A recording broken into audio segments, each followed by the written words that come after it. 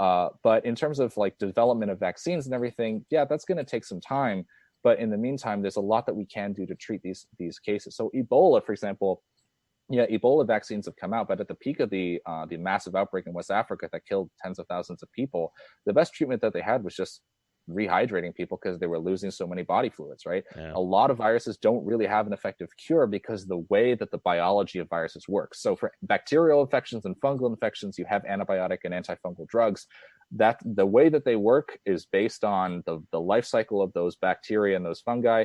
Viruses are a whole different ballgame. So there's not a whole lot of treatments that are really effective for a lot of viruses, but that doesn't mean that we cannot treat patients effectively who have the infection. Does that make sense? Yeah, but why is that? Because like I know your research is on more bacteria, antibiotic resistance, and I mean we've talked on previous shows how we've woefully not developed any new classes of antibiotics with antibiotic resistance, but with viruses though, I mean shit, herpes. I mean we've been studying herpes. I mean that shit's like luggage. You still can't get rid of fucking herpes, right? I mean, and so it's like, and I know bacteria is more your jam, but like why is it viruses in particular that, I mean, look at our flu shots every year. It's a crapshoot. You even have a virus, because I know some people say, well, it mutates so much, but then you have, I believe, flu B, that it's very static. It doesn't really change, even though flu A, I think, mutates Flu a lot shots, more. man. The first time I got a flu shot that I can remember, I'm sure I had one when I was a kid, was right before the birth of our first son. My wife's like, you got to get a flu shot. You know, you can't be getting sick around the new baby. Went down, got a flu shot. About a month and a half later, I got as sick as I've ever been in my life. 2 straight weeks on my ass, laying in bed. I had bronchitis, the flu, whatever you want to call it, all this shit. I remember by like day 10. At day 10, I was just like, shouldn't I accidentally be feeling any better? Like, it was bizarre.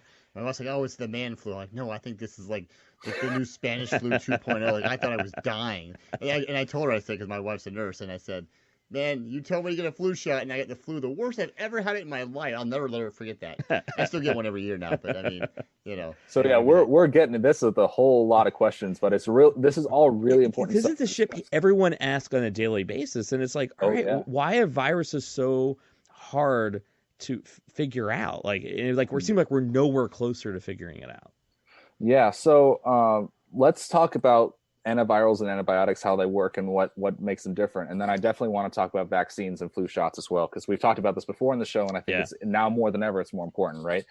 So viruses are really difficult to treat compared to, or like to treat with like a drug to kill the virus, because the life cycle of viruses, they're what we call obligate intracellular pathogens. Would not to remove the gobbledygook from there, it's the virus needs to go into your cells and use your cells' machinery in order to reproduce itself. It's like cancer, right? almost, basically. Is that why some of the new treatments are talking about using de-weaponized cancer to basically go into the cells to kill the viruses? Like, is that the mechanism, basically, overly simplified? That's a whole ball game. I'm not super qualified to talk about that, so I'm going to leave that there. But the main thing is with viruses, because in order to treat a virus, you have to have a drug. If you want to kill the virus after you've gotten it, you have to get a drug that's going to be able to go into your cells, mess with that virus without really messing too much with you. But the problem is viruses use so much of your machinery. Like a lot of viruses, again, viruses, there's no one type of virus. There's viruses are incredibly diverse. There's the most abundant and diverse nucleic acid based type of organism in the biosphere, right? So, but the main thing that viruses have is they all need a host to replicate. And so if you're going to try and kill the virus after it infects, you're running a really high risk of damaging the host in the process. So a lot of these antiviral drugs that come out, a lot of them are experimental, a lot of them fail in clinical trials because they were too toxic to the host. With bacterial infections and antifungal infections, these are bacteria and fungi.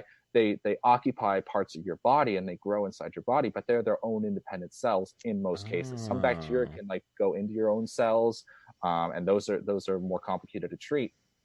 But in general, you don't have to. You can design drugs that are specific to killing the bacteria, or killing the fungi, which have their own mechanisms of action and their own life cycles and their own kind of code that they operate under, which is pretty different from our own. So you can mess with that and not mess with us, with human cells, much more easily being relative. for with an antibiotic or an antifungal drug than you can with an antiviral drug. So So that's why basically, there's so so much. So that's why there's so much emphasis on like preventative strategies for viruses, like vaccination. Sorry, I cut you off. So no. So just to make it overly simplified and funny. So basically, what you're saying is like a virus is kind of like a house party you threw in college that got way out of control.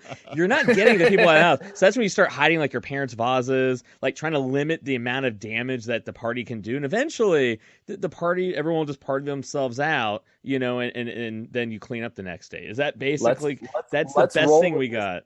I love that. Let's roll with this, right? And then I have a really good metaphor for vaccines that I hope you appreciate. I thought of it this morning in the shower. But let's talk about so a viral infection. Is imagine you have a bunch of real drunk assholes who are going to come in and really mess up your house, Fucking right? dicks.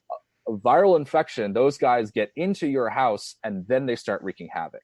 You bring the cops in, you call the cops on them. Those cops are going to shut down the party. It's going to be all kinds of crazy stuff. It's going to be a mess of a house, chances are, unless something really miraculous happens. You have an amazing cop and a really cooperative drunk guy. All right, I'm fucking. You The brought virus, they moved into the house. The right? cops don't even know who lives there and who doesn't. This is my room. And so, but with the bacterial infection, in most cases, you just have a bunch of drunk guys out on your front porch or a bunch of drunk guys out on your lawn. So when you call the cops on them, they can clear them off without getting into your house so much. They might have to go into your house a little bit. Maybe a cop will come talk to you. Maybe a cop will want to sweep your room. A couple, for whatever reason. But most of the activity is going to be outside your house.